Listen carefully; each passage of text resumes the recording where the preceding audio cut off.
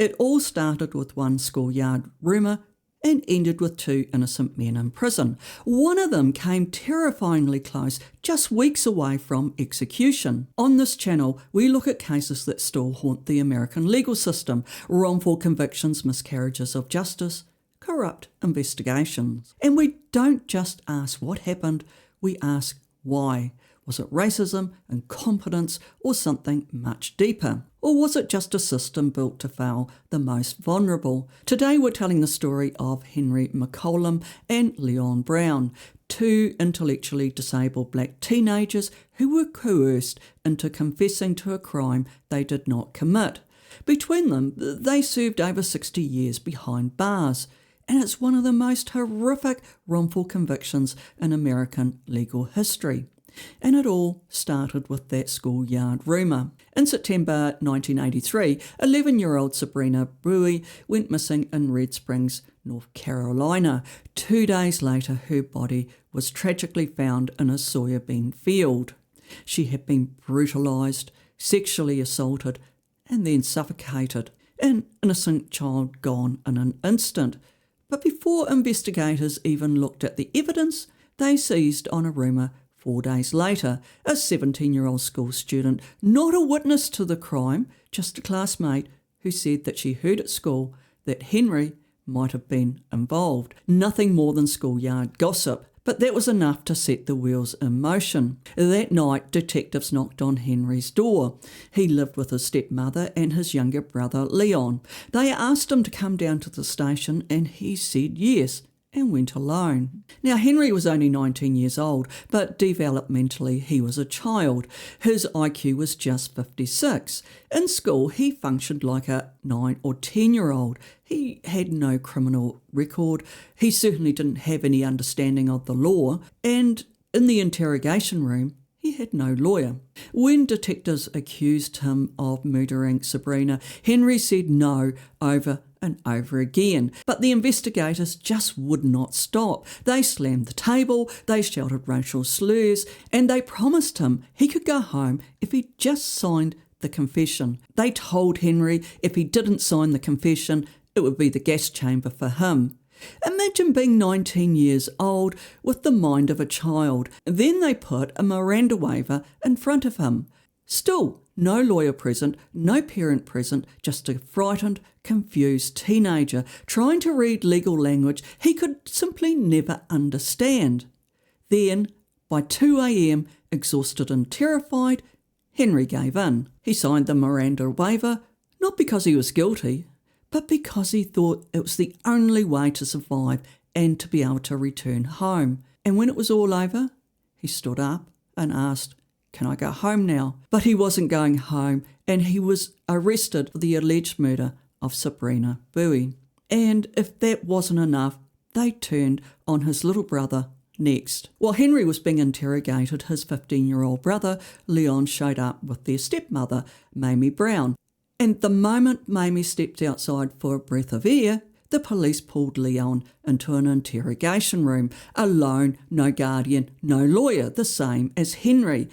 But Leon had an IQ of 55. He couldn't even read the paper they put in front of him. But the investigators gave him the same ultimatum they had given to Henry: sign it and go home, refuse and face the gas chamber. His mother begged to be let into the interrogation room, and the investigators point blankly said no. After hours of fear and pressure, Leon signed. He didn't even know what the paper said. He just printed his name in block letters, and that was enough to end his childhood and his freedom. Just think about that for a moment. Leon's whole life hung on words that he didn't understand. The story he confessed to just didn't line up.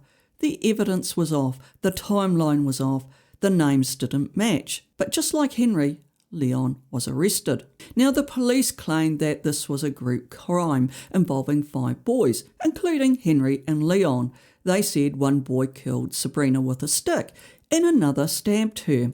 Then they dumped her body in the nearest ditch. But this story fell apart almost as quickly as it had been fabricated by the investigators, because one boy was out of state and the others had alibis. In fact, The autopsy showed no stab wounds, even though the confession from the boys said there were.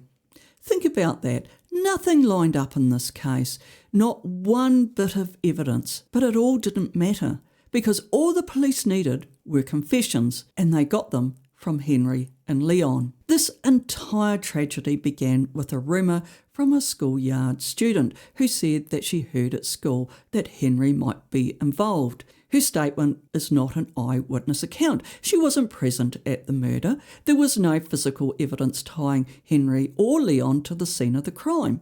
But there was this thread of gossip. But here's the thing. The system was built on racial bias, and that was enough to condemn two intellectually disabled boys to life and death in prison. Now, I want you to think about what was stacked against Henry and Leon during the investigations.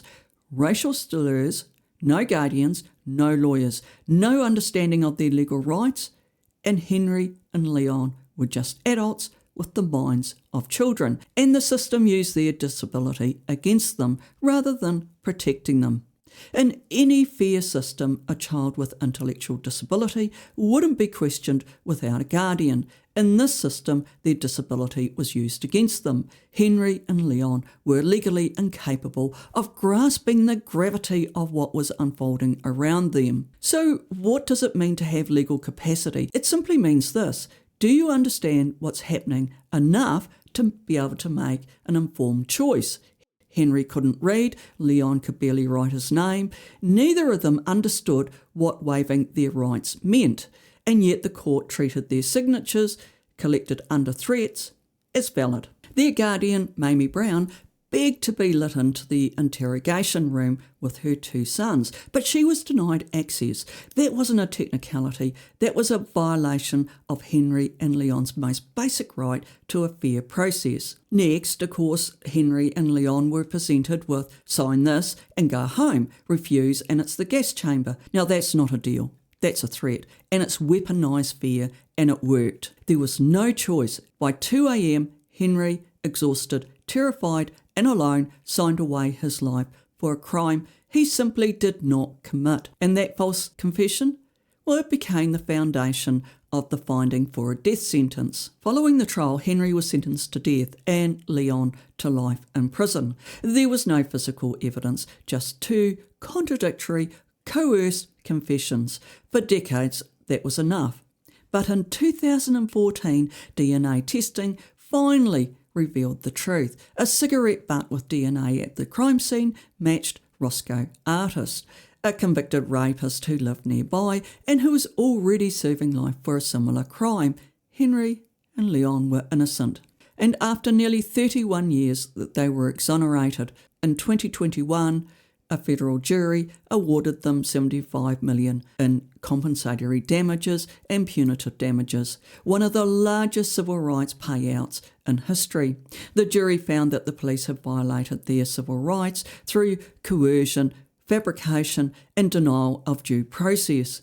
The story of Henry and Leon isn't just about two wrongfully convicted men. It's the story about a justice system that prized conviction over conscience and who chose expediency over truth. Law enforcement didn't just fail, they abandoned their moral compass to secure a win. Henry was just weeks away from execution.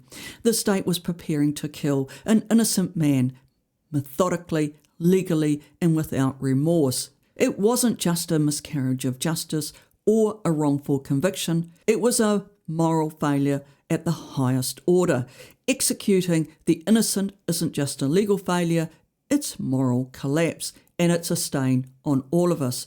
Henry was almost executed. Think about that for a moment. The death penalty hands the state a power it cannot wield without error, the power to end a life before the truth has had its full say. So how many more Henrys and Leons are still in prison right now? And how many confessions are signed in fear and not guilt?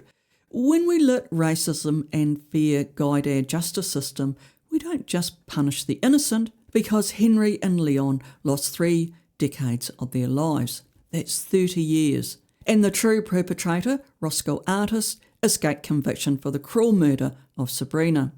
And the system almost killed an innocent man. That's why we can't stop telling these stories. If this story moved you, and it made you think, or it even made you angry, don't let it end here. Like this video to help more people see it. Share it so that the names of Henry and Leon are never forgotten. And if you believe in stories like this and you think they need to be told, subscribe, because we're not done yet. Henry and Leon are free, but the system that stole their lives is still here. And until it changes, there will be more cases, more lies, more trees buried in silence. We need reform. We need real safeguards, real accountability, because without them, Henry and Leon won't be the last. Until next time, take care.